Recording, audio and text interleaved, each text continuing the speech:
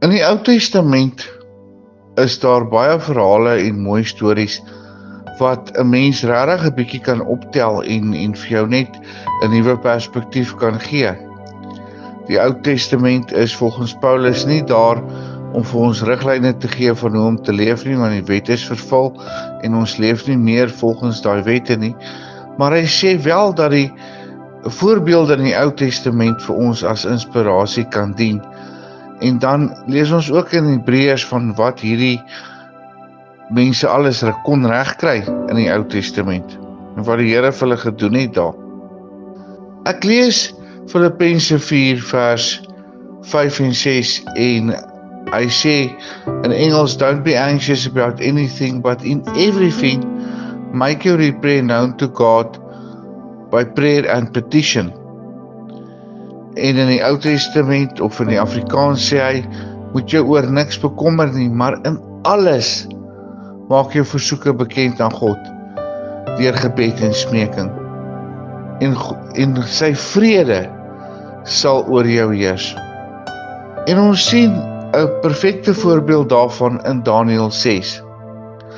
Toe die wet aangekondig word dat slegs die koning aanbid kan word en Daniël se hele wêreld tuimel uitmekaar uit.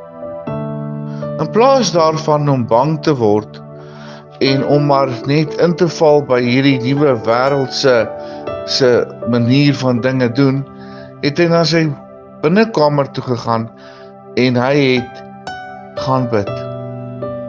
Hy het nie sy bekommernis sy lewe laat oorheers nie, hy het na sy binnekamer toe gegaan en met sy God daaroor gaan praat. Het die moeilikheid na hom toe gekom? Ja, dit het. Is hy vervolg? Ja, hy is vervolg. Maar wat het gebeur in die leeukuil? God het vir hom deurgekom. God het daai wonderlike wonderwerk in sy lewe laat plaasvind, dat die leeu's niks aan hom gedoen het nie. Laat die tande van dit wat sy ondergang moes beteken was getrek. En ek is doodseker dat hy het gehardloop na sy binnekamer toe om te gaan bid, sodat hy vrede kan hê oor die situasie.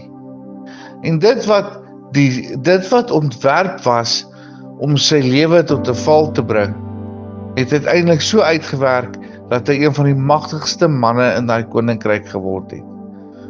Hoekom? Omdat hy vasgehou het aan God, omdat hy vasgehou het aan die woord van God. So as jy vandag iets hoor of iets gebeur of jy raak diep bekommerd, moenie laat dit jou aftrek nie, maar gaan op jou knieë en gaan vra die Here om oor te neem. Gaan maak jou versoek aan die Here bekend. Elke slag wat jy bekommerd is of voel jy kom jy bekommernis, hardloop na die Here toe.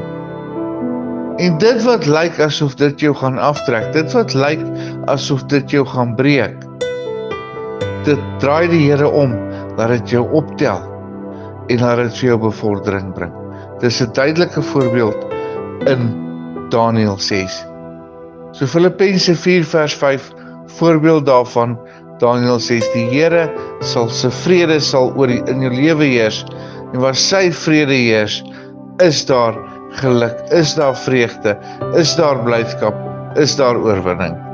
Hemelse Vader, ons sê vir U dankie vir die grootheid en die liefde, ons sê vir U dankie vir die krag, en ons sê vir U dankie dat ons na U toe kan kom en vir U kan vra, Here, kom neem oor, kom bring U vrede en U vreugde terug in ons lewens in. Amen.